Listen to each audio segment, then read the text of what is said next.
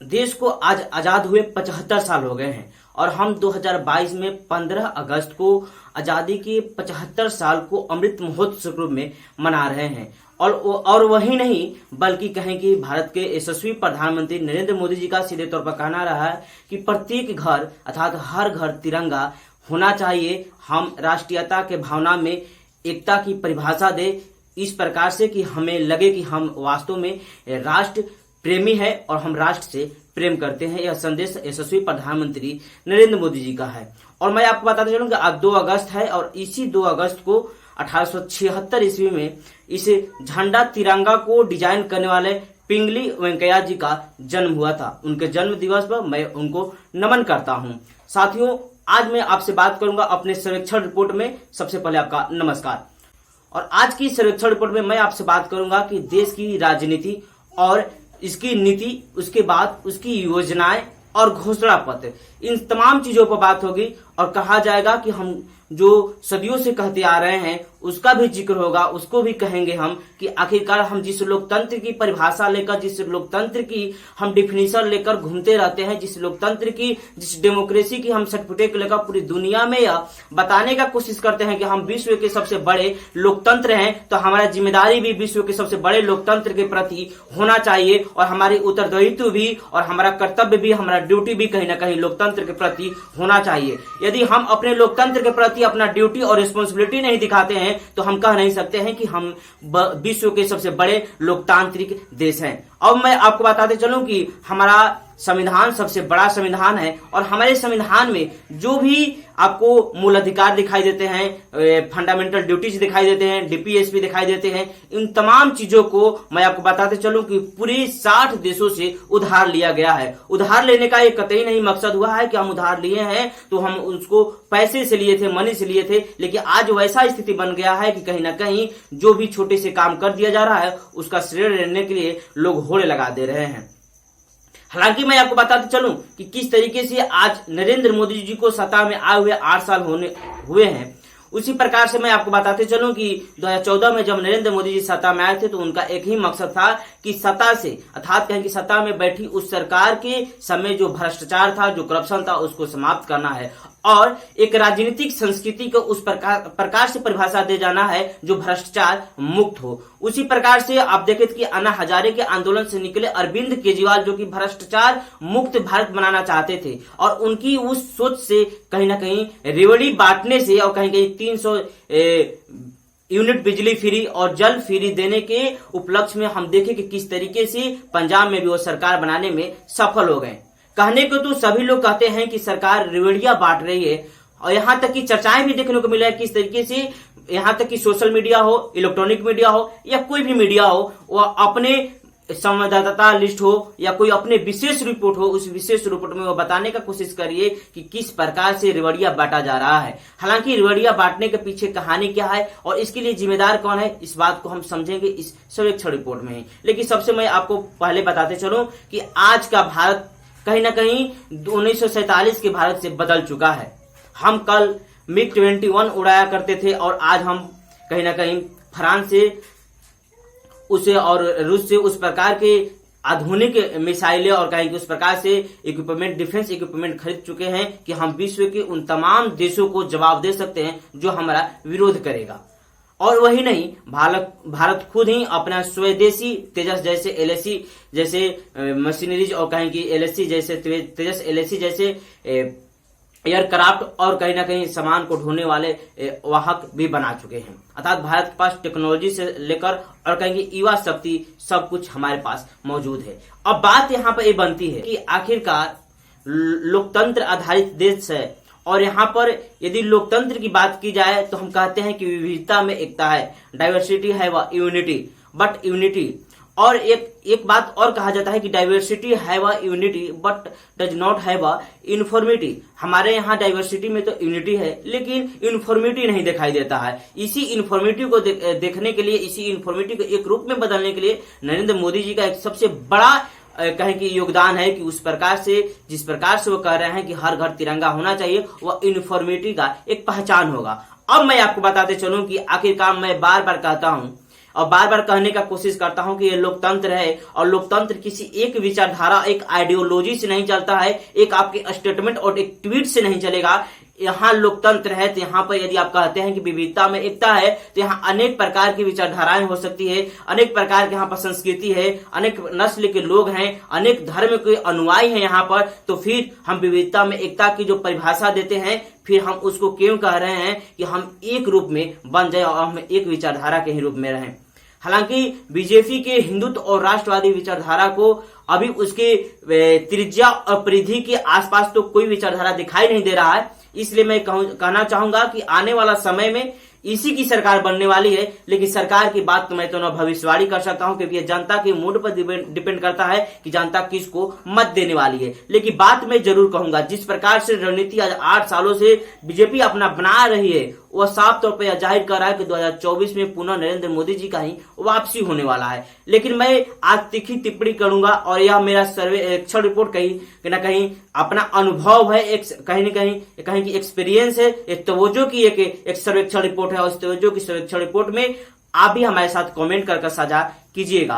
अब मैं आपको बताते चलूं कि इस सर्वेक्षण रिपोर्ट में सबसे बड़ी बात, यदि मैं सरकार को भी कह जाऊं, तो सरकार के मैं आला अधिकारियों और सरकार के मंत्रीगणों से मैं क्षमा भी मांग सकता हूं, क्योंकि आप हम पर एफआईआर मत कीजिएगा, क्योंकि यह काफी तीखी टिप्पणी होने जा रही है। मैं विपक्ष से भी चाहूंगा कि आप भी कुछ हमारे ऊपर एक्शन मत लीजिएगा, क्योंकि अभी हमारा शुरुआत हुआ है और शुरुआत को आप दबाने का कोशिश मत कीजिएगा। क्योंकि अभिव्यक्ति की आजादी जो कहते हैं, फ्रीडम ऑफ स्पीच की बात कहते हैं, उस फ्रीडम ऑफ स्पीच को यदि आप नागरिकता को और नागरिक को नहीं देंगे, नागरिकता के भाव में नहीं पेश होने देंगे, तो फिर मतलब नहीं हो जाएगा फ्रीडम ऑफ स्पीच का। इसलिए फ्रीडम ऑफ स्पीच के तहत मैं आज आप तमाम भारतवासियों से यह कहना चाहता हूं कि सर्वेक्षण रिपोर्ट आप सभी लोगों को देखना जरूरी होना चाहिए। जी हाँ, आज सर्वेक्षण रिपोर्ट में मैं बात करने वाला हूं लोकतंत्र को लेकर। लोकतंत्र है तो लोकतंत्र में एक लिमिट समय तक सरकार चलती है, उसके बाद में एक सार्वभौमिक चुनाव किया जाता है। चुनाव के बाद में यदि सत्ता में बैठी हुई सरकार अच्छी तरीके से अच्छी स्कीम लाती है और जनता को लुभावने तरीके से लुभान्वित कर सकती है, तो अगली बार भी वही सरकार आएगी। लेकिन यदि सरकार सही ढंग से नहीं चल पाती है, कहीं गलती हो जाता है, कहीं त्रुटियां हो जाती है, तो सरकार बदलने की नौबत आती है और सरकार बदलता है। और वर्षों से चल रही अर्थात कांग्रेस की सरकार, कहे कि राजग की सरकार केंद्र में 2014 में नरेंद्र मोदी जी के नेतृत्व में कहीं ना कहीं एनडीए के समर्थन में आया। जो यूपीए की सरकार 2014 तक चल रही थी, वह कहीं ना कहीं नरेंद्र मोदी के कहीं ना कहीं नेतृत्व में 2014 में बदला। और बदलने के बाद एक बड़ी मोमेंटो था कि वो प्रत्येक साल युवाओं को करोड़ों रोजगार देने की बात कह गए थे। वही नहीं, 370 हटाने की भी बात कहे थे, जम्मू कश्मीर में शांति बहाल करने की भी बात कहे थे, और धीरे धीरे अपनी एजेंडा को आगे बढ़ाने का भी बात किए थे। लोगों ने उन पर विश्वास जताया और 2019 में पुनः उनको मतदान देकर पुनः भारी बहुमत से सरकार में पुनः बैठाने का कार्य किए। उसके बाद देखा गया कि हालांकि जब कांग्रेस की सरकार सत्ता में रहा करती थी, जब कांग्रेस की सरकार राज्यों में रहा करती थी, तो उस समय देखा जाता था कि उनके राज्यपाल जो कांग्रेस के द्वारा मनोनीत किए जाते थे, नॉमिनेट किए जाते थे, उनके राज्यपाल देखा जाता था कि राज्य में जो कांग्रेस की अगेंस्ट में पार्टियां है, जो रीजनल पार्टियां हो या कहीं की केंद्र में अपोजिशन पार्टियां हो, उनके विरोध में हमेशा दिखाई दिया करते थे।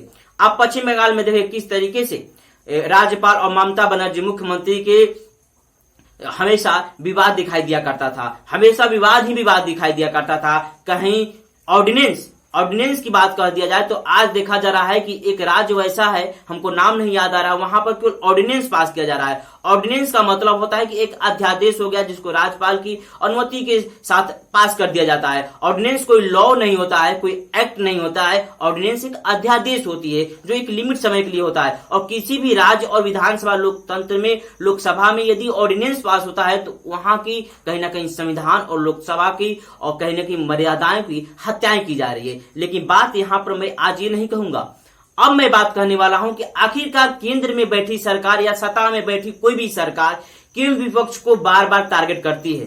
सीबीआई, ईडी केंद्र सरकार की एक एजेंसियां है जो कि जांच बैठाती है, जांच करती है कि आखिरकार कौन अधिकारी भ्रष्ट है, कौन अधिकारी करप्शन में है, कौन अधिकारी करप्ट है, कौन मंत्री करप्ट है। उसके बाद वो उस पर जांच बैठाकर उनकी सही गणना सामने लाती है और आंकड़ा देश को दिखाने का कार्य करती है।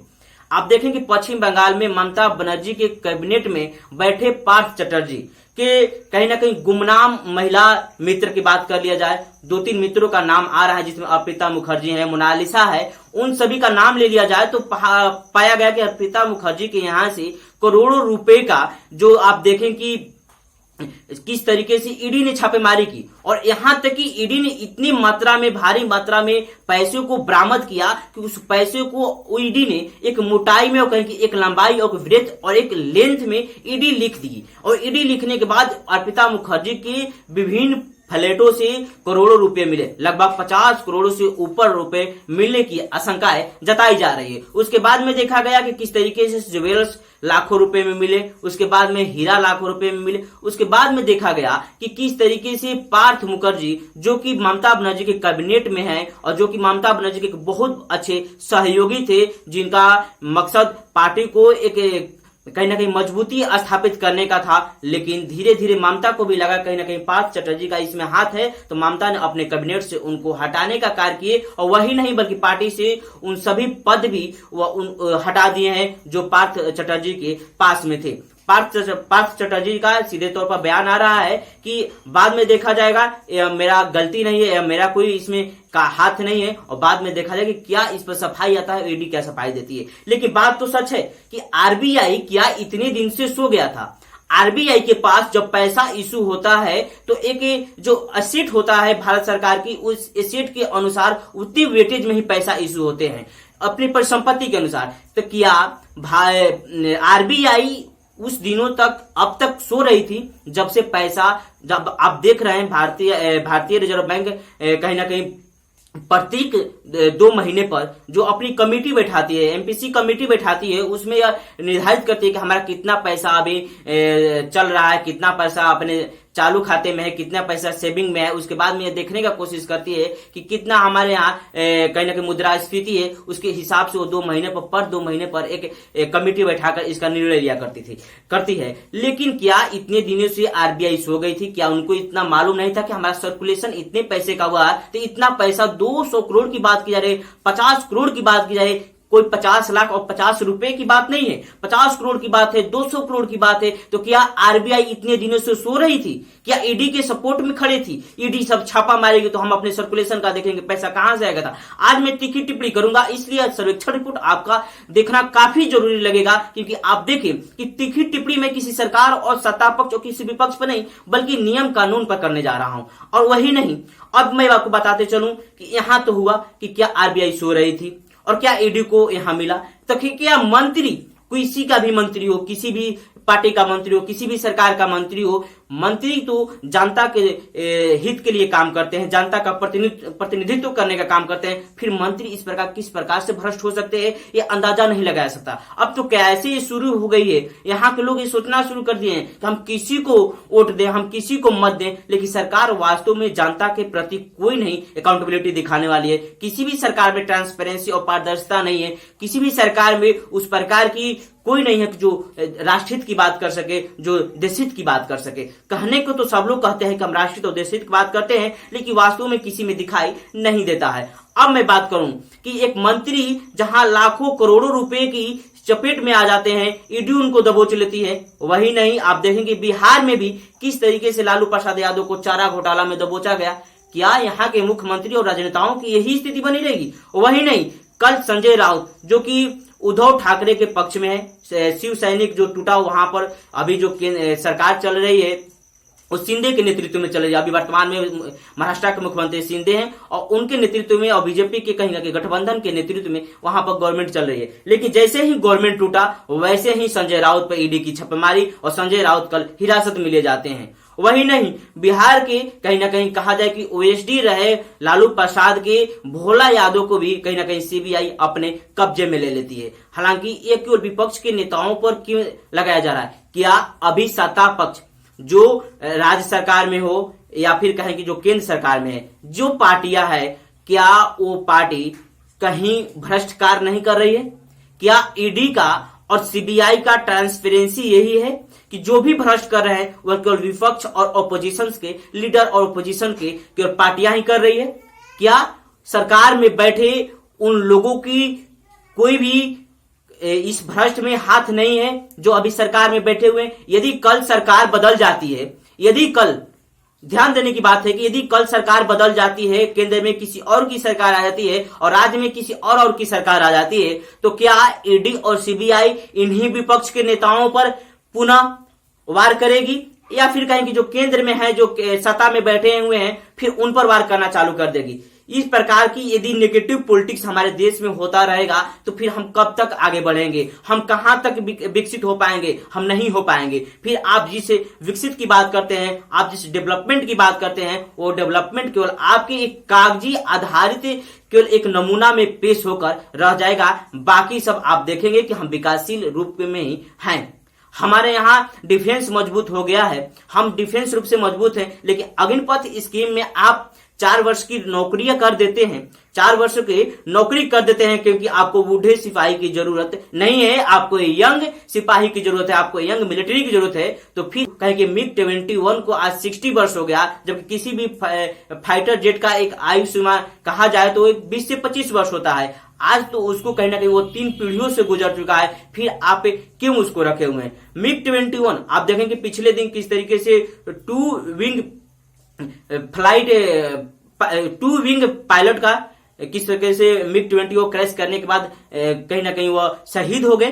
तो आप देखें कि मिग 21 जहां आप 60 वर्ष पुराना रखे हैं, वहीं आप 4 वर्ष यंग मिलिट्री खोजते हैं। तो यंग मिलिट्री के साथ यंग कहीं ना कहीं बंदूकें होनी चाहिए, यंग तोपें होनी चाहिए, और यंग फाइटर जेट विमान भी होना चाहिए, तब जाकर कहीं ना कहीं हमारी मिलिट्री मजबूत हो पाएगी। ये तो बात की बात है। आज सफाई सर्वेक्षण रिपोर्ट में सब कुछ की मिलने वाली है। अब मैं आपको बताते चलूं कि यदि यही कहा जाए कि यदि सत्ता में बैठी सरकार केवल विपक्ष पर आंखें गड़ाई हुई है, और वही नहीं, सरकार की सुरक्षा एजेंसी की बात कर लिया जाए, सरकार की जांच एजेंसी की बात कर लिया जाए, तो जांच एजेंसी और सुरक्षा एजेंसी यदि केवल विपक्ष के नेताओं पर ही ध्यान रखेगी, तो फिर ये बतलाइए कि भ्रष्ट कौन है। आप देखें कि झामुमो झारखंड मुक्ति मोर्चा, जहां अभी कहीं की सरकार है झारखंड में, उसके सहयोगी गठबंधन में कांग्रेस के लीडर, अर्थात कांग्रेस के लीडर को 49 लाख रुपए कैश बरामद हुए हैं पश्चिम बंगाल से। हालांकि इस प्रकार के पैसे बरामद होला कहीं ना कहीं राजनेताओं को दिखाई दे रहा है कि वो धरातल पर कार्य नहीं कर रहे हैं, और राजनेता यानी पॉलिटिशियंस केवल अपनी जेब भरने के लिए वादा करते हैं। सरकारें आती है, बड़े बड़े मैनिफेस्टो घोषणा पत्र जारी करके चली जाती है। मैं मूल रूप से बिहार से बिलोंग करता हूं। बिहार की राजनीति से कहीं ना कहीं जब से मैं पत्रकारिता से जुड़ा हूं, जब से, तो उस समय से हमें यह दायित्व होता है कि हम कहीं ना कहीं राजनीति को समझें, हम कहीं ना कहीं उन सभी लोगों को समझाने का कोशिश करें कि आखिरकार क्या हो रहा है। उसे 2020 का समय था जब बिहार विधानसभा चुनाव हुआ था। हमें काफी अच्छे से याद है कि कहीं ना कहीं आरजेडी, कहीं ना कहीं जहां महागठबंधन की बात की जाए तो आरजेडी से तेजस्वी प्रसाद यादव जी के चेहरा पर चुनाव लड़ा गया था। अच्छे चुनाव लड़े थे, युवा चेहरा थे, चुनाव लड़े भी थे और जीतने के करीब थोड़े से दूरी पर थे। लेकिन बात यहाँ पर थी, उनके जब मैनिफेस्टो की बात की जाती है, उनके जब भाषणों की बात की जाती है, तो उनके भाषणों और मैनिफेस्टो में मात्र एक ही बात उभर कर आया करता था, जो कि था कि पहला कैबिनेट में यदि मेरा पहला सिग्नेचर होगा तो 10 लाख सरकारी परमानेंट नौकरियों के लिए होगा। वह युवाओं में एक जोश सा भर कर चले जाते थे अपने स्पीच देकर। वही बीजेपी के मैनिफेस्टो में एक चर्चित था कि वह 10 लाख देंगे तो हम 19 लाख रोजगार देंगे, अर्थात एम्प्लॉयमेंट देने का काम करेंगे। 19 लाख रोजगार देंगे। और आप जानते हैं कि बिहार शिक्षा हो, स्वास्थ्य हो, और कहीं ना कहीं कहा जाए कि शिक्षा स्वास्थ्य के साथ ही साथ बिहार में एक सबसे गरीबी, यदि गरीबी आपके पास रहेगा तो आपको पास न तो शिक्षा अच्छा से रह पाएगा और न तो स्वास्थ्य रह पाएगा। फिर वह गरीबी एक ऐसा पैमाना है कि जो शिक्षा और स्वास्थ्य को पीछे धकेल दिया है। और हमारा देखे थे कोविड काल में क्या स्थिति बना हुआ था। फिर यहाँ रोजगार कहाँ क्या स्टेब्लिश हो पाया? क्या युवाओं को रोजगार मिल पाई? क्या बीजेपी अपने मैनिफेस्टो की 19 लाख रोजगार देने में सफल हो पाई? तो फिर ईडी और सीबीआई इस पर जांच न बैठाकर आखिर 10 लाख सरकारी नौकरी कहां से देंगे तेजस्वी यादव? उन पर जांच न बैठाकर केवल एक ही के पीछे पड़ी हुई है कि किस तरीके से विपक्ष की उन चेहरों को समाप्त कर दिया जाए, विपक्ष की उन आइडियोलॉजी को समाप्त कर दिया जाए। लोकतंत्र की जो खूबसूरती होती है, जो विपक्ष और पक्ष मिलकर नियम और कानून बनाते हैं, जो सत्ता और विपक्ष मिलकर जो एक्ट पारित करते हैं, उस एक्ट की खूबसूरती से लोकतंत्र की परिभाषा धीरे धीरे समाप्त होते नजर आ रहा है। आखिर कब तक इस परिभाषा को हम नहीं समझ पाएंगे? हमें समझना होगा कि हम लोकतंत्र आधारित देश हैं। जितना दायित्व सत्ता पक्ष का है उतना दायित्व विपक्ष का भी है। आप देखें किस तरीके से एक ढोल सा चल गया है। जब कभी यूपीए की सरकार हुआ करती थी केंद्र में, तो वो किस प्रकार से राज्य सरकारों को, छोटे छोटे पार्टियों को तोड़ कर अपने में मिलाकर और सरकार अपना स्टेब्लिश कर लिया करती थी। और आज देखा जा रहा है, आप महाराष्ट्र में देखिए किस तरीके से वहां की पार्टियों को धीरे धीरे तोड़ा गया और अपना सरकार बना लिया गया। वैसा ही स्थिति राजस्थान में भी करने का कोशिश किया गया, लेकिन सफलता प्राप्त नहीं हुई। अब बिहार की बात की जाती है तो खासकर देखा जाता है कि अब तक एक मेजोरिटी के रूप में यहाँ पर एनडीए की सरकार तो बनी है, लेकिन अकेला कहें कि बीजेपी मेजोरिटी में नहीं आई है। लेकिन बात किया जाता है कि पिछले दिन यहाँ पर जेपी नड्डा आए, अमित शाह आए, अर्थात कहें कि बीजेपी की वो शीर्ष नेतृत्व यहाँ पर आए जो खासकर बिहार से बिलोंग करते हैं। और बिहार में अगला 2024 लोकसभा चुनाव और कहीं ना 2025 विधानसभा चुनाव की रणनीति तय करने में लग गए। विपक्ष तो यहां तक सोती रही कि कहीं ना कहीं वह अपने पार्टी को मजबूत करने के चक्कर में आए हैं, और इसीलिए यदि अपने पार्टी को मजबूत करेंगे बूथ लेवल तक तो जेडीयू वहां से भागेगी और हम मिलकर सरकार बना लेंगे। विपक्ष केवल ये सोचती है कि हमें हम सोए रहे और हमको सत्ता में पहुंच जाए सोए हुए। ये नहीं हो सकता है। आपको धरातल पर उतरना पड़ेगा, आपको जनता को सुननी पड़ेगी, तब आपको कहीं ना कहीं सत्ता में पहुंचने का एक रास्ता क्लियर दिखाई देगा। लेकिन वैसे नहीं होने वाला है कि आप सोए सत्ता में पहुंच जाएंगे। बीजेपी आई, बीजेपी ने अपनी रणनीति तय की और 7 मोर्चा समिति बनाई, जिसमें किसान मोर्चा हो, युवा मोर्चा हो, अल्पसंख्यक मोर्चा हो, इन तमाम मोर्चे को एक मजबूती के साथ खड़ा कर दिया गया और कहा गया कि प्रत्येक दिन प्रधानमंत्री मन की बात संडे को एक चौराहे पर एक कमेटी के अनुसार सुना जाएगा। वही नहीं, जेपी नड्डा की एक बात मुझे याद आ रही है, इसलिए मैं बोला कि मैं सब पर तीखा टिप्पणी करूंगा, मैं किसी का नहीं हूं। इसलिए मुझे याद आ रहा है कि जेपी नड्डा एक बात कहकर चले गए थे। उस बात को मैं काफी कर सुना और देखा और पढ़ा भी, तो काफी मैं सोचा, क्या बीजेपी एक फैक्ट्री है? क्या बीजेपी एक फैक्ट्री है, कॉर्पोरेट है, कंपनी है? क्या वो रोजगार क्रिएट करती है? बीजेपी के जेपी नड्डा के उस बयान से मैं काफी कहीं ना कहीं खुशी में था, या कहूंगी दुख में भी था कि क्या हमारे देश में इस प्रकार की लोकतंत्र की परिभाषा रची जा रही है। जेपी नड्डा इस बात को कहे थे कि हम अधिक से अधिक लोगों को, अधिक से अधिक युवा को चाहते हैं कि वह बीजेपी के विचारधारा से जुड़े। साथियों, मैं आपसे बताना चाहता हूं कि क्या बीजेपी एक कॉर्पोरेट है, कंपनी है? क्या युवाओं को जुड़ने के बाद वहां से रेवेन्यू क्रिएट होगा? क्या युवा वहां से राजस्व प्राप्ति करेंगे? क्या युवा की जिंदगी संवर जाएगी? अरे कभी हम पढ़ा किया करते थे कि मैकियावेली हो, अरस्तु हो, सुकरात हो, उनके कार्यकाल में देखा जाता था, चाहे उनके आइडियोलॉजी भी था कि लोकतंत्र एक दिन भीड़तंत्र में तब्दील हो जाता है। तो क्या आप उसी परिभाषा की ओर जा रहे हैं या कुछ और की परिभाषा की ओर जा रहे हैं? सर्वेक्षण रिपोर्ट आपको देखना काफी जरूरत पड़ेगी, क्योंकि सर्वेक्षण रिपोर्ट में मैं एक एक बारीकी से समझाने का कार्य कर रहा हूं। साथियों, समझने का कोशिश कीजिएगा कि आखिरकार क्या जेपी नड्डा के उस बयान से आपको नहीं लगता है कि बीजेपी एक फैक्ट्री है और लोगों को जोड़ा जाए? 125 करोड़ अर्थात अप्रोक्स 137 करोड़ हमारे यहां पूरी जनसंख्या है। 137 करोड़ जनसंख्या को कहीं ना कहीं कहा जाए कि 50 करोड़ बीजेपी अपने पक्ष में रख ले, 30 करोड़ कांग्रेस अपने पक्ष में रख ले, और बाकी जो बचा उस सब जनसंख्या को क्षेत्रीय पार्टी अपने पक्ष में रख ले, तो फिर हमारी विचारधारा का क्या होगा? फिर छात्र, आप देख रहे हैं, खासकर से यह देखा जा रहा है कि किस तरीके से युवाओं में आज राजनीति के प्रति जाने की एक रास्ता दिखाई दे रहा है। इसका कारण क्या है? युवा का रोजगार नहीं है, युवा बेरोजगार है, तो सोचता है कि हम मंत्री जी के पीछे रहेंगे, हम सांसद और विधायक जी के पीछे रहेंगे तो हमें कुछ मिल जाएगा, लेकिन कुछ मिलता नहीं है। केवल मिलता है तो 5 वर्ष उनको संत्वना मिलती है। उसके बाद में जब 2024 में चुनाव है लोकसभा का, 2024 में चुनाव है समझने का कोशिश कीजिएगा कि 2024 में चुनाव है लोकसभा का, तो फिर अभी से ही 2022 मिडिल से ही, अभी अगस्त का मंथ चल रहा है, तैयारी करना क्यों जरूरी है? यदि सत्ता में बैठी पार्टियां अपनी सरकार के लिए पुनः वापसी के लिए यदि 2.5 साल पहले से तैयारी शुरू कर दे तो फिर उनकी योजनाओं का क्या होगा जो पहले की घोषणा पत्र में जिक्र करके चली गई है, पहले की घोषणा पत्र में या कहें कि पहले अपने कार्यकाल में लागू की है, उस योजना को क्या होगा, उस स्कीम को क्या होगा? फिर आपका ध्यान उस स्कीम से हट जाएगा और स्कीम से हटने के बाद और अपने जीतने की रणनीति पर लगा देंगे। हम चुनाव वास्तव में किस प्रकार से जीते, ये स्थिति बन गया है। और वही नहीं, जीतने के बाद सेरेमनी मनाई जाएगी, ओथ सेरेमनी मनाई जाएगी, उसके बाद में बहुत सारी लंबी चौड़ी कहानी की जाएगी, फिर कैबिनेट तैयार किया जाएगा। उसके बाद में कहा जाता है कि 1 साल तो कैबिनेट की पूरी संरचना करने में निकल जाती है पार्टियों की। ये स्थिति है भारत की। भारत की ये स्थिति है कि आप देख रहे हैं कि अभी 2.5 साल बचा हुआ है, लेकिन 2024 की चुनाव शंखनाद हो चुके हैं बिहार से। 40 में से 39 पिछली बार लेकर गए हैं, अब की बार 40 में 40 लेकर जाएंगे, क्योंकि शंखनाद तो 2.5 साल पहले किया गया है।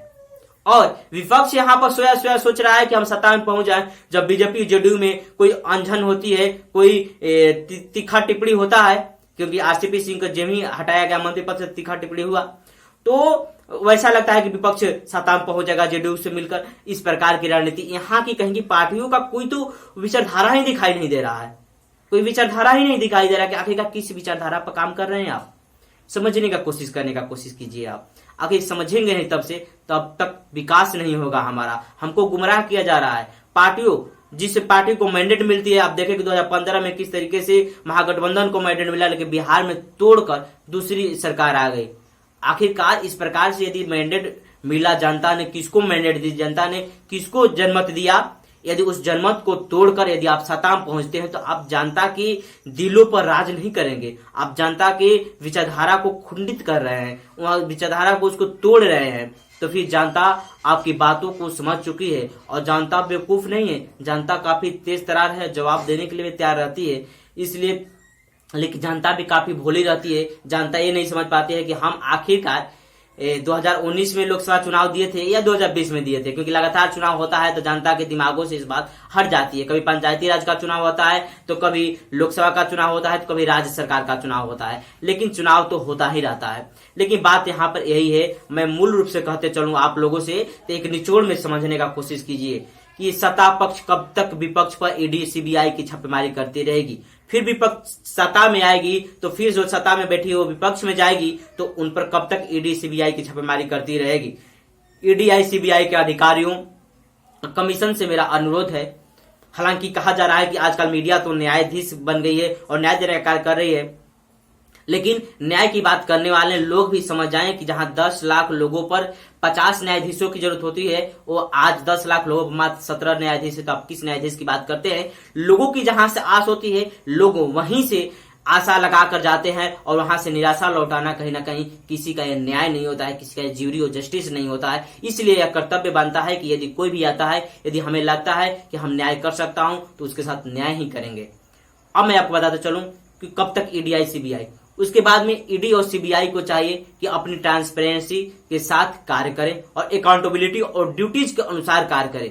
संवैधानिक कार्यों को अपने हाथ में लेकर काम करें, संवैधानिक तरीके से काम करें कि आखिरकार कॉन्स्टिट्यूशन हमारा क्या कहता है और कॉन्स्टिट्यूशनल बॉडी क्या कहती है। इन तमाम चीजों के अध्ययन करने के बाद ईडी सीबीआई छापेमारी करे। किसी के दबाव में आने की कोई जरूरत नहीं है। ईडी सीबीआई एक खुद ऑटोनोमी बॉडी है और ऑटोनोमी बॉडी के कारण यह उसका कर्तव्य बनता है, लेकिन कहीं ना कहीं उस पर भी कुछ ना कुछ पाबंदियां होती है। उसके बाद में मैं बात कर लूं कि कब तक सत्ता पक्ष विपक्ष को तोड़कर राज्य में सरकार बनाता रहेगा। आखिर कब तक मैंडेट को, जनमत को हत्याएं होती रहेगी। आखिर कब तक इस बात को समझने का कोशिश किया जाए कि आखिर कब तक हम जनमत को कहीं ना कहीं हत्या के उस कटघरे पर चढ़ाने का कार्य करते रहेंगे, कब तक फांसी की सजा हम देते रहेंगे जनमत को।